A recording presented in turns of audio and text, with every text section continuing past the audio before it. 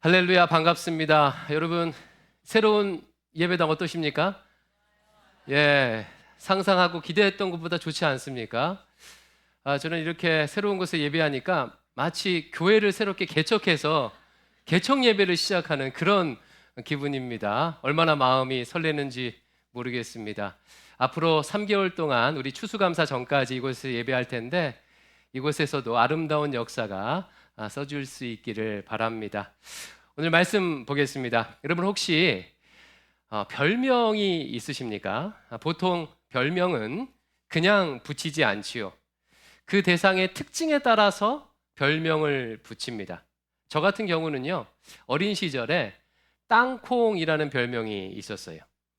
땅콩처럼 아주 작고 동그랗게 생겼다고 해서 붙여진 별명입니다. 또 다른 별명이 하나 더 있었는데 제가 정말 싫어했던 별명입니다. 코딱지라는 별명이에요.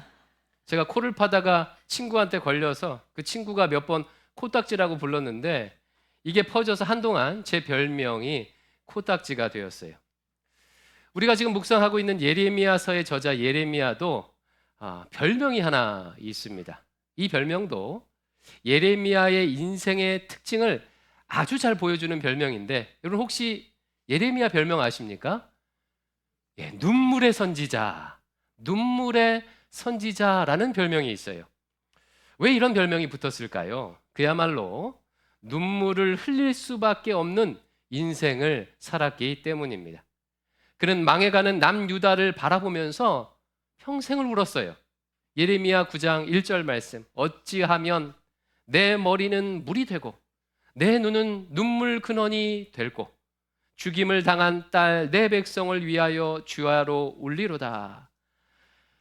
내 백성, 즉 남유다를 위해서 밤낮으로 울 테니까 누가 내 머리에 물을 좀 채워주시오. 내 눈을 눈물샘으로 만들어주시오. 라는 시적인 고백이에요. 실제로 예레미야는요, 예레미야 애가라는 성경을 지었습니다. 예레미야 애가는 그야말로 애가, 슬픈 노래예요. 멸망하는 자기 백성을 보면서 울면서 지은 노래지요. 그는 40년이 넘는 기간 선지자로서 사명을 감당했는데 대부분의 시간을 울면서 감당했습니다. 뿐만 아니라 예레미야는요, 사명을 감당하는 내내 고난을 많이 당했어요. 구약의 선지자들은 다 고난을 당했지만 그 중에서도 예레미야는요, 가장 오랜 기간, 가장 혹독한 고난을 당했습니다. 그래서 학자들은요, 이 예레미야가 예수님께서 당하신 고난을 미리 구약 시대에 예표하는 선지자다라고 말할 정도입니다. 일단 그는 결혼도 하지 못했습니다. 16장 1절과 2절, 여호와의 말씀이 또 내게 임하여 이르시되 너는 이 땅에서 아내를 맞이하지 말며 자녀를 두지 말지니라. 그가 결혼하지 않는 것 자체가 일종의 행위 예언이에요. 이제 바벨론이 침공하게 되면 처자식이 다 죽게 되니까 아예 결혼하지 않는 것으로 바벨론의 침공을 예언한 것입니다. 여러분 인생에서 가장 큰 기쁨 중 하나가 사랑하는 연인과 결혼해서 자녀를 낳고 키우는 것 아니겠습니까? 그러나 예레미야는요, 이 기쁨을요 누리지 못했어요. 또한 그는 사역 내내 상당 기간을 감금이 되거나 구금되는 일, 그러니까 감옥에 가는 일을 겪었습니다. 예루살렘 성전에서 감금당하고 왕의 궁전 감옥에서 갇히고 12대의 뜰에 구금당하고 심지어 메마른 우물 구덩이에 갇힌 적도 있었습니다. 여러분 인생에서요 한 번만 감옥에 다녀와도 큰 수치이며 고통인데 그는 감옥을 그것도 종류대로 제 집 드나들듯 틀어들었던 거예요. 그러나 무엇보다 그를 고통스럽게 했던 것은 거의 모든 사람들이 그를 싫어하고 배척한 것입니다. 20장 8절 말씀, 내가 말할 때마다 외치며 파멸과 멸망을 선포함으로 여호와의 말씀으로 말미암아 내가 종일토록 치욕과 모욕거리가 됨이니라. 예레미야는 남유다가 바벨론에 의해 멸망할 것이라 예언했어요. 바벨론에 항복하라고 외쳤습니다. 우리로 따지면요, 북한이나 중국, 일본에 의해 나라가 멸망할 거니까 항복하라고 외치는 것과 비슷해요. 여러분, 이런 식으로 예언하는 선지자를 누가 좋아하겠습니까? 일반 백성들뿐만 아니라 자신의 고향 사람들과 친척들도 예레미야를 욕하고 배척하고 저주했어요. 그렇다면 이런 교난을 겪었던 예레미야의 마음은 여러분 어땠을까요? 하나님의 부르심을 받아서 하나님의 부르심을 받아 사역하면서 당한 고난이니까 담담하게 받아들이고 아무렇지도 않게 여겼을까요? 그렇지 않습니다. 그도 우리와 똑같은 사람이지요. 그는 이런 상황이 너무나도 괴로워서요, 심지어 이런 고백을 했습니다. 20장 14절과 18절 말씀을 같이 한번 읽어볼게요. 시작. 내 생일이 저주를 받았더라면, 나의 어머니가 나를 낳던 날이 복이 없었다면, 어찌하여 내가 태에서 나와서 고생과 슬픔을 보며 나의 날을 부끄러움으로 보내는고 하니라 라고 하나님 앞에 한탄했습니다. 고대 유대 문화에서 자신의 비극적인 삶을 한탄하는 최고의 표현은요, 자신을 낳아준 어머니의 태를 저주하는 거예요. 욥기에 보면 욥도 고통에 못 이겨서 어머니의 태를 저주하는 장면이 나옵니다. 예레미야도 마찬가지예요. 얼마나 괴로웠던지 자신의 생일을 저주했어요. 그런데 여러분, 더 끔찍한 것은요, 예레미야의 말로입니다. 예레미야는 남유다가 멸망하자 일부 유대인들에 의해서 애굽으로 끌려갑니다. 성경에는 어떻게 죽었는지 나와 있지 않지만 유대 전승에 따르면 그 애굽, 이집트 땅에서요, 유대인들에게 돌에 맞아 죽었습니다. 결혼도 하지 못한 채 40년 이상을 하나님께서 맡겨주신 사명을 감당한 선지자의 마지막이 자기 민족에게 돌에 맞아 죽은 거예요. 예레미야는요, 사명을 감당하는 대부분의 시간을 울면서 또 고통스럽게 살다가 비참한 최후를 맞이했습니다. 사랑하는 성도 여러분, 이와 같은 예레미야의 삶은요, 우리로 하여금 사명자에 대해서 다시 한번 생각하게 해요. 신자가 하는 흔한 착각 중 하나는요, 하나님의 부르심을 받아서 사명을 감당하면 좋은 일들이 많이 생길 거라는 착각입니다. 오래전에요, 제가 부교육자 시절에 이런 상담을 한 적이 있습니다. 한 집사님께서 교회 학교 교사로 봉사를 하다가 마음이 어려워 저를 찾아오셨어요. 목사님도 아시다시피 저 하나님께 기도해서 응답받고 올해부터 교회 학교 봉사를 시작했지 않습니까? 근데 너무 힘들어서 도저히 감당을 못하겠습니다. 이야기를 들어보았더니 사연이 이랬어요.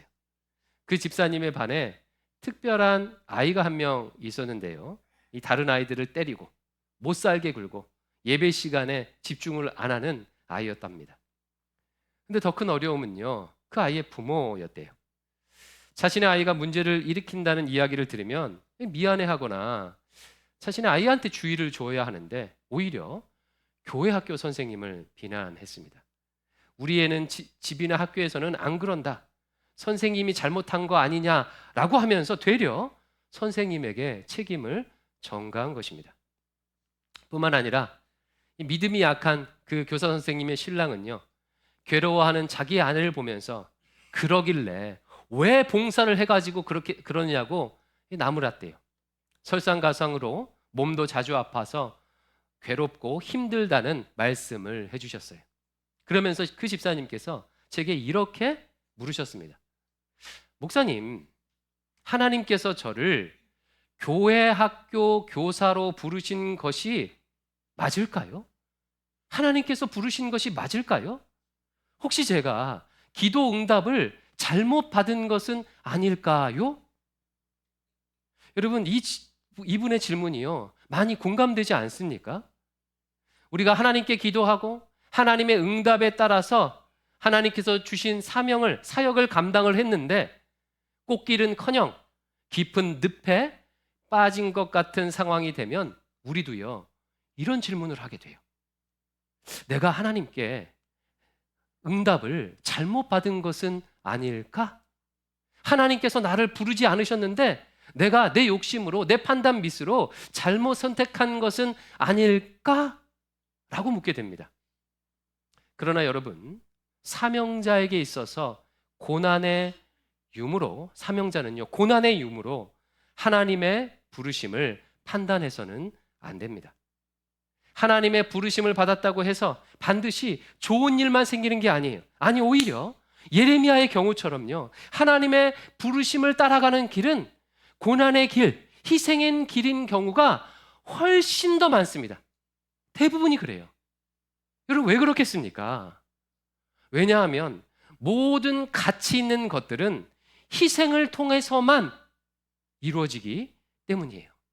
가치 있는 것들은 희생을 통해서만 얻을 수 있기 때문이에요. 여러분, 세상에서 가치 있고 의미 있는 것들을 한번 생각해 보십시오.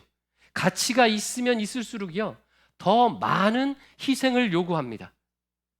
자식 키우는 일이 대표적인 예 아닙니까? 한 생명이 이 땅에 태어나 어엿한 한 사람으로 성장하기까지는요, 부모의 뼈를 깎는 희생이 필요합니다. 다들 겪어보셨지요? 아이를 낳을 때 겪는 산고의 고통부터 시작해서 밤잠을 설치면서요, 오랜 기간 아이를 돌보며 희생해야 그 아이가 건강하게 성장하는 거예요. 우리가 얻은 구원도 생각해 보십시오. 아마 이 세상에서 우리에게 가장 가치 있는 것이 있다면 영원한 생명을 주는 구원 아닐까요? 여러분, 이 구원을 우리가 어떻게 얻게 되었죠? 예수 그리스도의 십자가 희생을 통해 얻었습니다. 그리스도의 희생이 있었기에, 그리스도의 고난이 있었기에 가장 가치 있는 영생을 얻은 거예요. 그러므로 사명자가 사명을 감당하다 어려움을 당한다고 이것이 하나님의 부르심이 아니다라고 생각하면 안 됩니다. 고난을 당하고 배척을 당하는 어려움이 몰려온다면, 그래서 인내해야 하고 참고 견뎌야 한다면 오히려 그것이 사명의 분명한 사인일 수가 있습니다. 예레미야를 포함하여 믿음의 선배들은요, 심지어 우리 예수님도 사명을 감당하다 고난을 당하셨어요. 그렇다면 여러분, 사명자가 이와 같은 고난 속에서도 어떻게 끝까지 사명을 잘 감당할 수 있을까요? 오늘 남은 시간은 이것을 좀 살펴보겠습니다. 굳이 제목을 붙인다면 사명자의 사명 감당법이라고 제목을 붙일 수 있을 것 같아요. 사명자의 사명 감당법. 한 두 가지 정도로 보겠는데요. 하나님께 소명을 받은 사명자가 고난에도 불구하고 사명을 끝까지 감당할 수 있는 방법, 첫 번째는 오늘 본문 1장 7절에 나와 있습니다. 같이 한번 읽어볼까요? 시작. 내게 이르시되 너는 아이라 말하지 말고 너를 누구에게 보내든지 너는 가며 내가 내게 무엇을 명령하든지 너는 말할지니라. 아멘. 예레미야야, 너는 미숙하다, 부족하다 하지 말아라. 내가 누구에게 보내든지 너는 가고 무엇을 명령하든지 너는 사람들에게 그대로 말하라 라고 하나님께서 말씀하셨어요. 하나님의 부르심을 받은 사명자는요, 하나님의 뜻을 이루는 사람이죠. 그러므로 사명자는 그저 주인 되신 하나님께서 하라는 대로 하면 되는 것입니다. 이것이 사명을 감당하는 첫 번째 비법이에요. 주인 되신 하나님께서 가라고 하면 가고, 멈추라 하면 멈추고, 말하라고 하면 말하고, 말하지 말라고 하면 입을 다물어야 하겠죠. 사랑하는 성도 여러분, 사명자는요, 사명의 주인이 아닙니다. 주인은 하나님이세요. 그가 해야 할 일은 처음부터 끝까지 주인 되신 하나님의 뜻을 이루는 것입니다. 약 20여 년 전에 제가 신대원에 입학하기로 결심했을 때, 그러니까 목회자가 되기로 결심했을 때 대학 캠퍼스의 은사님께서 제게 세 가지 당부를 해주셨어요. 그 중에 하나가 이런 조언이었습니다. 영모야, 나 앞으로 목회자가 되면 항상 짐 싸놓고 있어라. 주께서 가라고 하면 가고 멈추라고 하면 언제든 멈출 수 있도록 짐 싸놓고 있어라 라고 저에게 조언을 주셨습니다. 한마디로 하나님께서 쓰시기 편한 사람이 되라는, 하나님께서 쓰시기 편한 사명자가 되라는 그런 조언이었어요. 여러분, 자식을 키워봐도요, 자식 가운데는 한 번만 말해도 척척하는 자식이 있는 반면에 여러 번 말해도 안 하고 뺀질뺀질 되는 자식이 있죠. 저희 집에도 있습니다. 예. 하나님의 사명자들도 그래요. 사명을 받았지만 요나 선지자처럼 가라는 데 가지 않고 전하라는 데 전하지 않는 사명자들도 있어요. 반면 예레미야는요, 하나님께서 사용하시기 편한 사명자였어요. 가라면 가고 말하라 하면 하고 침묵하라 하면 침묵하는 편한 사명자였습니다. 오늘 본문 10절에 보면요, 예레미야가 전해야 하는 메시지가 나와 있는데요, 매우 중요한 말씀입니다. 같이 한번 1장 10절을 같이 한번 읽어볼까요? 시작.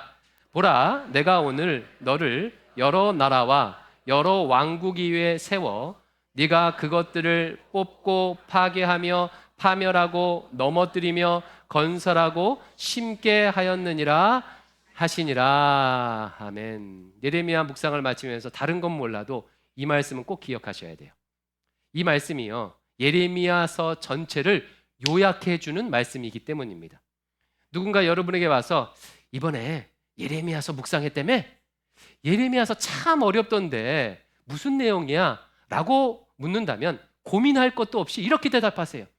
아, 예레미야서는 예레미야 1장 10절 말씀으로 요약할 수 있어 라고 하면서 방금 읽은 1장 10절을 읽어주시면 됩니다.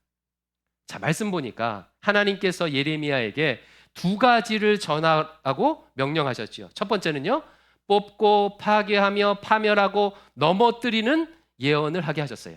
한마디로 심판에 대한 예언입니다. 두 번째는 건설하고 심게 하는 메시지예요. 다른 말로 회복의 메시지입니다. 그러니까 예레미야서의 예언의 내용을 압축하면요, 심판에 대한 내용과 회복에 대한 예언입니다. 그런데 여러분, 10절에 보니까 심판이 많습니까? 회복이 많습니까? 심판이 많지요. 뽑고 파괴하고 파멸하고 넘어뜨리며 건설하고 심게, 심판이요 훨씬 더 많아요. 예레미야는 하나님의 명령대로 주로 심판의 메시지를 전했어요. 만약 그가 사람들이 듣기 좋아하는 회복의 메시지를 많이 전했다면 그렇게 고난받지 않았을 것입니다. 그러나 예레미야는 하나님께서 시키시는 대로, 전하라는 대로 전했어요. 사랑하는 성도 여러분, 사명자는요, 그렇게 하면 되는 것입니다. 하나님께서 하라는 대로 하면 그것에 대한 결과나 열매, 고난의 유무는요, 사명의 성공 여부와 상관이 없어요. 그저 힘을 빼고, 제발 좀 힘을 빼고요, 하나님께서 하라는 대로 하는 것이 사명자의 자세입니다. 그래서 사명을 잘 감당하는 사람들을 보면 꼭 이런 모습처럼 보여요. 세상을 향해서는 아주 적극적으로 능동태로 사는 모습으로 보입니다. 왜 그렇겠습니까? 고난과 어려움이 와도 어떤 상황에서도 자신의 사명을, 하나님께서 부여하신 사명을 적극적으로 감당하기 때문이죠. 그래서 굉장히 능동적으로 보여요. 반면에 하나님 앞에서는 완전한 수동태로 삽니다. 사명자는 겉으로는 능동적으로 보여도 사실은 끊임없이 하나님께 묻고 하나님의 지시를, 응답을 구하기 때문이에요. 주님, 제가 가야 합니까? 말아야 합니까? 주님, 제가 말해야 합니까? 침묵해야 합니까? 주인 되신 주님, 어떻게 해야 합니까? 저는요, 대학 시절 캠퍼스에서요, 훈련을 받을 때 이 훈련을요, 혹독하게 받았습니다. 정말 혹독하게 이 훈련을 받았어요. 아주 작고 사소한 일도 하나님께 묻고 행하도록 훈련을 받았어요. 그러다 보니까 지금은요, 아주 자연스럽게 이게 돼요. 누군가와 상담하는 중간에도, 그러니까 상담을 하는 중간에도 귀로는 그분의 얘기를 들으면서 속으로는요, 자동적으로 하나님께 묻습니다. 하나님, 저 성도님께서 이렇게 말씀하시는데 하나님의 마음은 어떠십니까?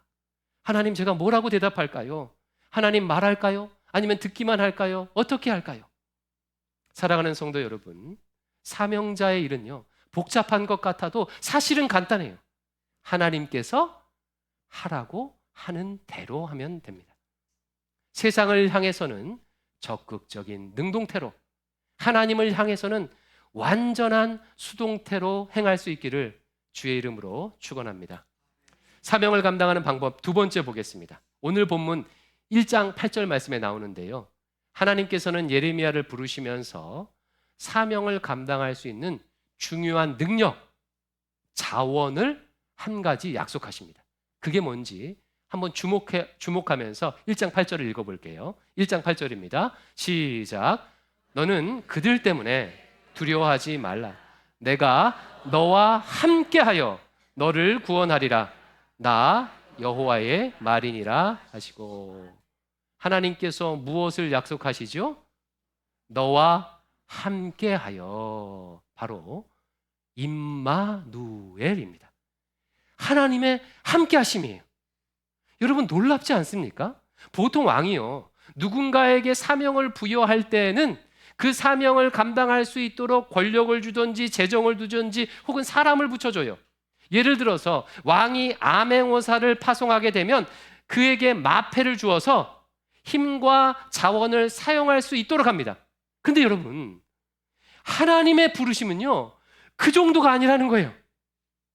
사명자를 부르시고 세우시고 파송하시면서 아예 하나님 자신이 함께 가십니다. 함께 가셔요.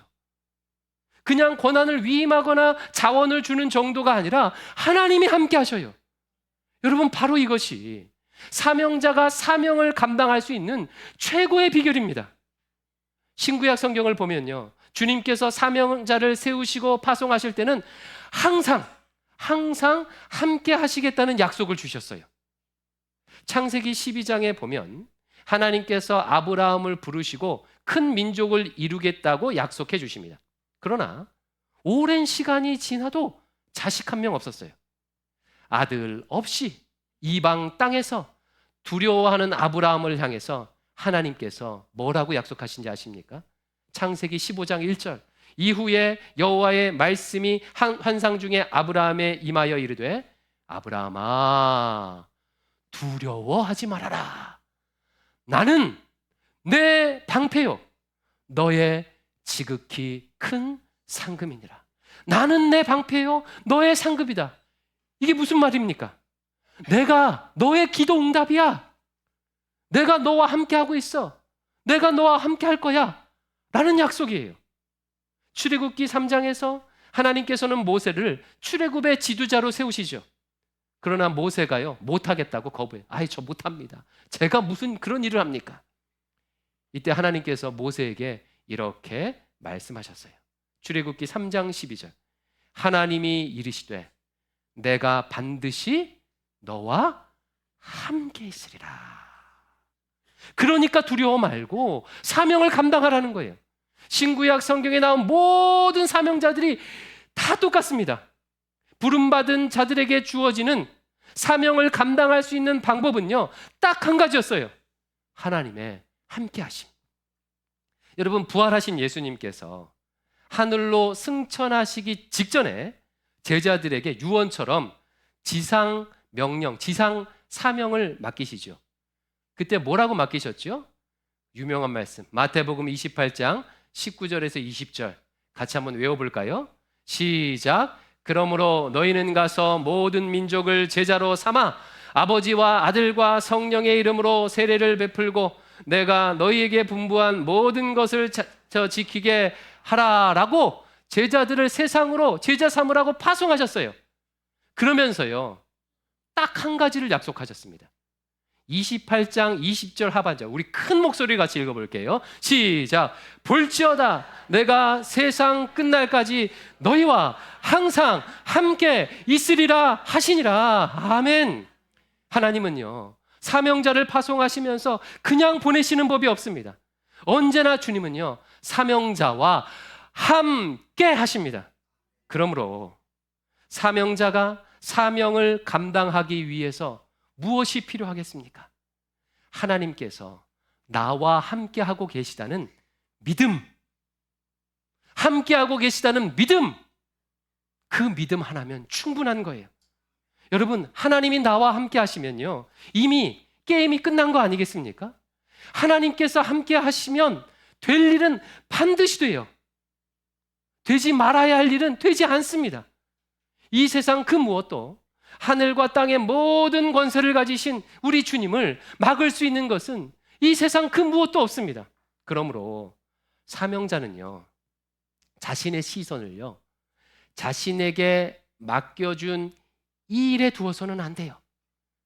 자신의 시선을 먼저 그 일에 먼저 두어서는 안 됩니다. 나와 함께 하시는 하나님께 자신의 시선을 먼저 두어야 해요. 저를 따라서 이렇게 한번 외쳐보겠습니다. 저를 따라합니다. 알고 가는 것이 아니라 믿고 가는 것이다. 한 번 더 해볼까요? 알고 가는 것이 아니라 믿고 가는 것이다. 믿고 가는 것이다. 이 말씀을요, 가슴에 새겼으면 좋겠어요. 믿음의 길은, 사명자의 길은 알고 가는 게 아닙니다. 하나님을 믿고 가는 거예요. 이 일의 결과는 우리에게 달려있는 것이 아니지요. 앞으로 무슨 일이 일어날지도 우리는요, 알 수가 없어요. 사명자는 다만 함께 하시고 인도하시는 하나님을 믿고 가는 것입니다. 말씀을 맺겠습니다. 사랑하는 성도 여러분, 우리 모두 하나님께 부름받은 사명자입니다. 오늘 이 자리, 이렇게 불편한 자리에 앉아서 예배 드리고 있다는 것이 가장 큰 증거예요. 만약 부름받지 않았다면 지금쯤 집에서 주무시고 계시지 않겠습니까? 하나님께서 우리를 불러주셨기에 이 자리에 있는 것입니다.